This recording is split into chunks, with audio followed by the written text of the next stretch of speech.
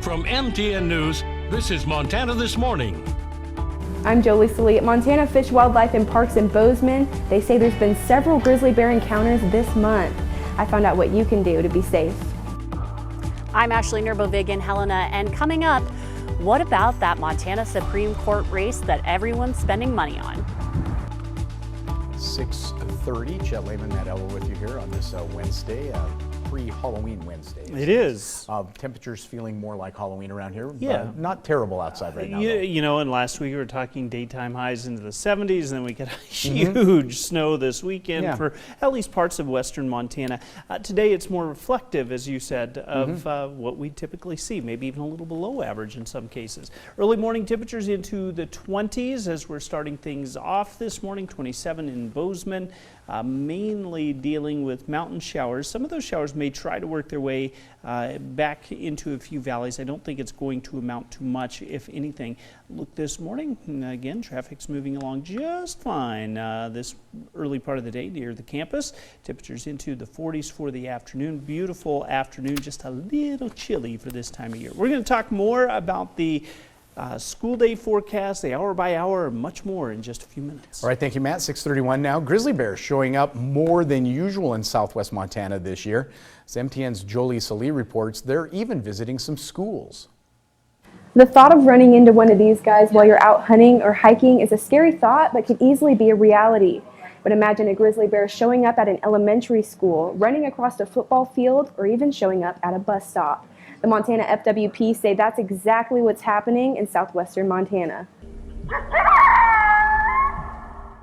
We had got notice that the bear was in town. It was starting to get light out. We knew kids were going to be coming to school soon. For the first time in 10 years, Mike Baer, the principal of Gardner Schools, said he had to send a message warning parents to be aware of a bear in the area.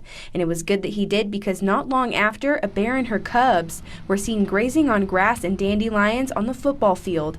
150 yards from where I'm sitting right now. And apparently they ran across right in front of our bus. Our bus was just coming in the morning, and all the kids on the bus saw them run across there. The female grizzly bear and her two cubs were recently captured and relocated from Gardner.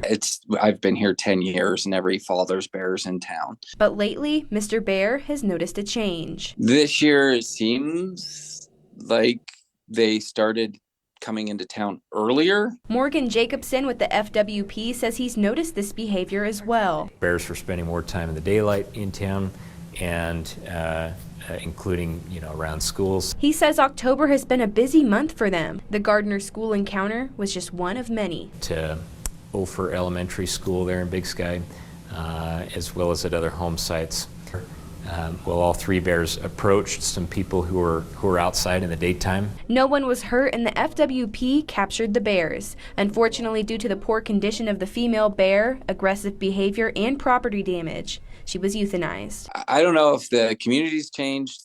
There's enough different people here that they're not used to it, or that there actually is more bears. Jacobson says that's exactly it. Grizzly bears are listed as threatened under the Endangered Species Act. So we've seen their numbers increasing in more places that they haven't been. Jacobson says avoiding conflicts with bears is easier than dealing with them. We live in bear country. It's our responsibility to be bear aware. In Bozeman, Jolie Salee, MTN News. Now, all of Montana west of Billings is considered bear country. Here's some tips to avoid conflicts with bears. Remove fruit on and around your fruit trees if you can. Keep garbage, bird feeders, pet food, and other attractants put away. Also keep garbage in a secure building until the day it is actually collected. Never, ever feed wildlife. In fact, it's illegal to do so. Carry bear spray and be prepared to use it immediately. Also travel in groups whenever possible and make noise. Stay away from animal carcasses, which often attract bears. If you do encounter a bear, never approach it. Leave the area when it's safe to do so. Colder weather means the bears should be working into hibernation soon, but they are still out there, so you do need to be careful. 6:35 now. 2 seats on Montana Supreme Court are up for re-election this year. TN senior political reporter Ashley Nurbovig breaks down the race for Supreme Court Justice 2 between Montana Public Service Commission President James Brown and incumbent Supreme Court Justice Ingrid Gustafson. In the race for Montana Supreme Court Justice 2, both incumbent Justice Ingrid Gustafson and challenger Montana Public Service Commission President James Brown have raised over 6 figures in campaign contributions in this last fundraising period, making this one of the most high-profile races on the ballot this election cycle. And this nonpartisan race is becoming increasingly partisan. Republican leaders in office threw their support behind Brown early in the campaign, and groups independent of the candidates are spending hundreds of thousands of dollars on TV ads and campaign mailers. The Republican State Leadership Committee spent $500,000 on a TV ad to paint Gustafson as biased against business, and the Montana Federation of Public Employees sent out mailers calling Brown a lobbyist who can't be trusted. Gustafson, who was appointed first to a district court judgeship in Billings by a Republican governor, and then appointed to the Montana Supreme Court by a Democratic governor, said her experience should give voters the confidence to check the box next to her name. I was a district court judge for 14 years, and I've been on the Montana Supreme Court for the last 5.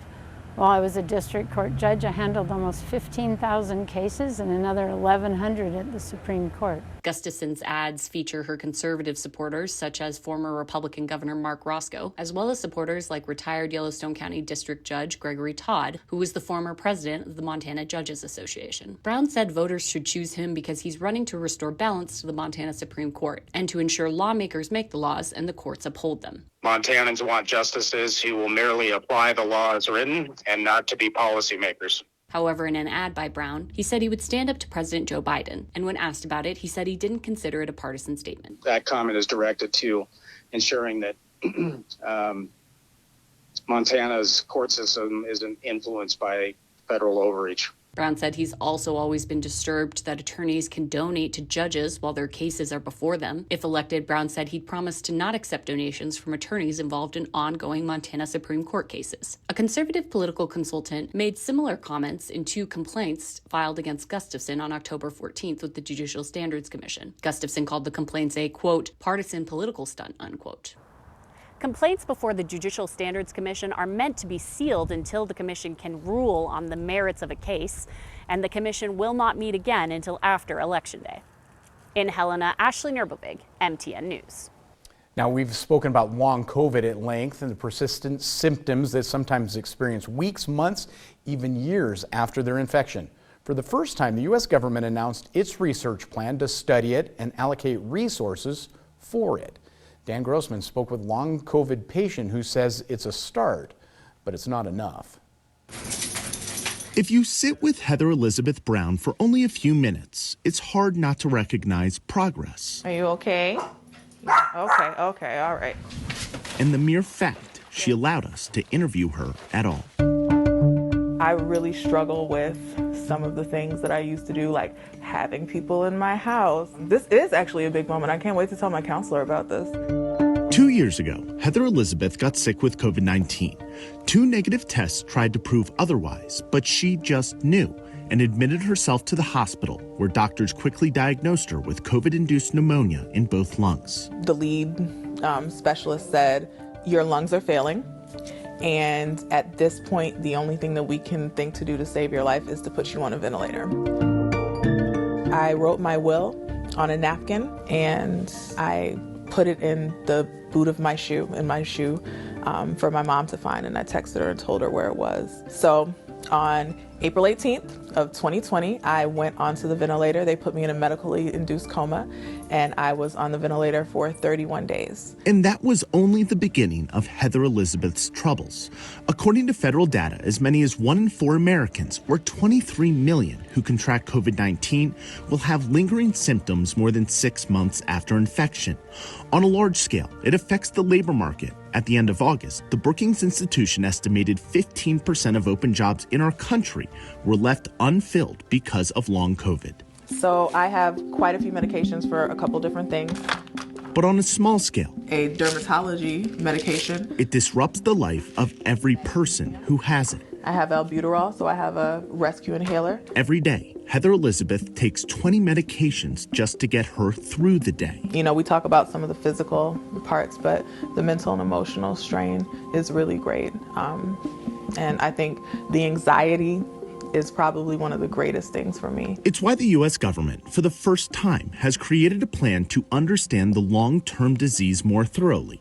It acknowledged more research is urgently needed to study the more than 200 symptoms and 50 conditions attributed to long COVID. Through the creation of a new office within Health and Human Services, the government hopes to expand access to long COVID clinics and also to develop evidence-based treatments for symptoms and conditions. I'm appreciative of the response that the government has had. It could be less, but it also could be more. And for advocates and patients like Heather Elizabeth, that's progress, which is all they've wanted from the start. I think that the next step involves continuing to build the community. I think when the community is strong and connected, then the voice is stronger and is amplified. In Detroit, Michigan, I'm Dan Grossman. More to follow on that for sure. Meantime, we are going to take a break. When we come back, we'll take